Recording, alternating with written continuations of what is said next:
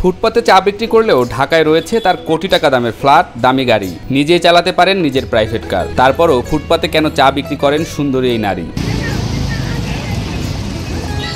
দুই মেয়ে আর এক ছেলের জননী শিল্পী নামের এই নারী। বড় মেয়ে সিটি কলেজে পড়েন, ছোট মেয়ে পড়েন ক্লাস 9-এ, আর একমাত্র ছেলে পড়েন ইংলিশ মিডিয়াম স্কুলে। তারপরও জীবন যুদ্ধ করে যাচ্ছেন এই নারী। সন্তানদের পড়ালেখার খরচ অনেক বেশি, তারপরও কষ্ট করে চালিয়ে যাচ্ছেন তাদের লেখাপড়া। আমার বড় মেয়ে হলো সেকেন্ড ইয়ারে পড়ে, ছোট মেয়ে ক্লাস 9-এ পড়ে, ছেলে ক্লাস 7-এ পড়ে ইংলিশ ভার্সন। ছেলে আইডিয়াল কলেজে পড়ে, মেয়ে হলো উইলসে পড়ে কাকরাইলে, বড় মেয়ে হলো সিটি কলেজে পড়ে। কিছুদিন আগেও সাজানো গোছানো সংসার ছিল মধ্যবয়সী নারীর। ঘর গৃহস্থলী আর ছেলে মেয়েদের দেখাশোনা করেই সময় চলে যেত তার। স্বামী চাকরি করেন সরকারি উচ্চ পদে। তারপরও বেশ কিছুদিন ধরে সকাল থেকে রাত অবধি ফুটপাতে চা বিক্রি করছেন তিনি। এর আগে হাউসে ছিলাম, আমি গান জানি, প্রাইভেট কার চালাই, ড্রাইভার, আমার স্কুটি আছে।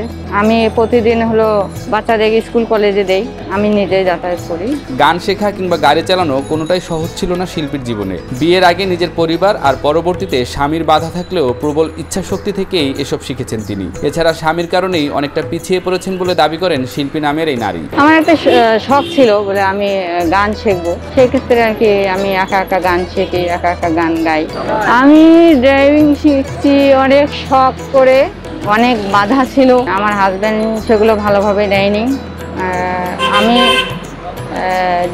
যেটাই করতে যাই না কেন সে বাধা হয়ে দাঁড়ায়। এক্ষেত্রে আর কি আমার কোনো কিছুই আমি সফল করতে পারি না, মাঝ রাস্তায় আর কি আমি ছেড়ে দিই। চা বিক্রি করে খুব বেশি আয় না থাকলেও নিজের ফ্ল্যাটে বসবাস করায় খরচ অনেকটা কমেছে।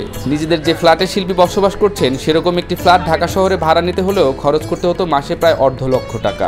স্কুটি আমার ছেলে মেয়ের প্রতিদিন যে স্কুল একটা খরচ, সেটা পার ডে হলো 1200 টাকা লাগে।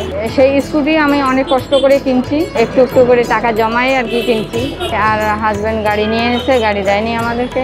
মানে প্রথমে ফ্ল্যাটটা আমার নামে ছিল, তারপর হাজব্যান্ড হলো তার নামে দিতে বলে, তখন আমি বলছি না, আমার 3 সন্তানের নামে দিব। তখন আমি আমার 3 সন্তানকেই ওটা দিয়ে দিচ্ছি। দাম্পত্য কলহের জেরে দীর্ঘদিন ধরে খোঁজ নেওয়া ও ভরণ পোষণ বন্ধ করে দিয়েছেন উচ্চপদস্থ সরকারি কর্মকর্তা স্বামী। আর্থিক অভাব অনটন যখন চারদিক থেকে জাপটে ধরে, তখন সামাজিক যোগাযোগ মাধ্যমে খোঁজ পান আরেক চা বিক্রেতা কমরেড স্বপনের, যার কাছে চা বানানো শিখেই রাজধানীর পান্থপথ সিগন্যালের ফুটপাতে চা বিক্রি শুরু করেন 3 সন্তানের জননী শিল্পী। আমার হাজব্যান্ডের সঙ্গে যে সম্পর্কটা, সেটা দীর্ঘদিন ধরে আর কি দ্বন্দ্ব, সবকিছু নিয়েই আর কি তার সঙ্গে বনিবনা হচ্ছিল না আমার। তো এটা হলো 19 সাল থেকে। এরপরে সে আমাদের খোরাক পাতি বহন এগুলা করছিল না, সে না করার কারণে আর কি আমি দীর্ঘদিন একটা গ্যাপ যাওয়ার পর আমি কি করব এটা ভেবেই আর কি অনেক কিছু ভাবছি, এটা করব ওটা করব, অনেকের কাছে হেল্প চাইছি, কেউ আমাকে হেল্প করেনি।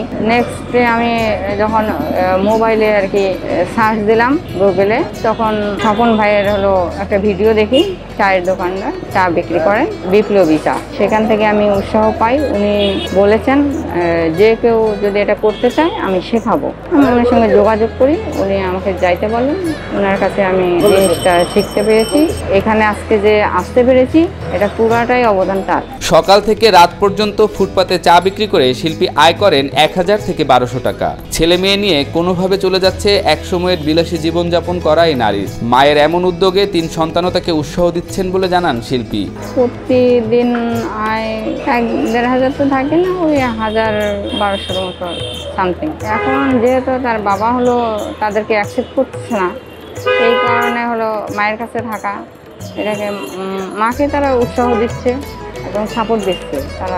তাদের সাপোর্টে আজকে আমি এখানে, হয়তো তারা সাপোর্ট না করলে আমি এখানে থাকতে পারতাম না। চেনা অচেনা অনেকেই প্রতিদিন চা পান করতে আসেন শিল্পী রানীর কাছে। যত্ন নিয়ে চায়ের কাপ তুলে দেন তাদের হাতে। শিল্পী রানীর হাতের চায়ের সুনামও করেন কেউ কেউ। ভাগ্যের রকম ফেরে বিপাকে পড়াই নারী জানান চা বিক্রি করে কিছু টাকা সঞ্চয় করার চেষ্টা করছেন। সঞ্চয় বৃদ্ধি পেলে একটি রেস্টুরেন্ট করার ইচ্ছা আছে তার। চাটা খুব সুন্দর লাগে, পরিষ্কার পরিচ্ছন্নতা, মানে চা যেভাবে বানায়, মানে একবারে খাইলে দ্বিতীয়বার আসতে হয়। আমার মন থেকে দেখতেছি যে নারী হইয়া যেভাবে এখানে দোকানদারি করতেছে পরিষ্কার পরিচ্ছন্ন ভাবে, এইটাই আলাদা শুকরিয়া মনে করি আর কি।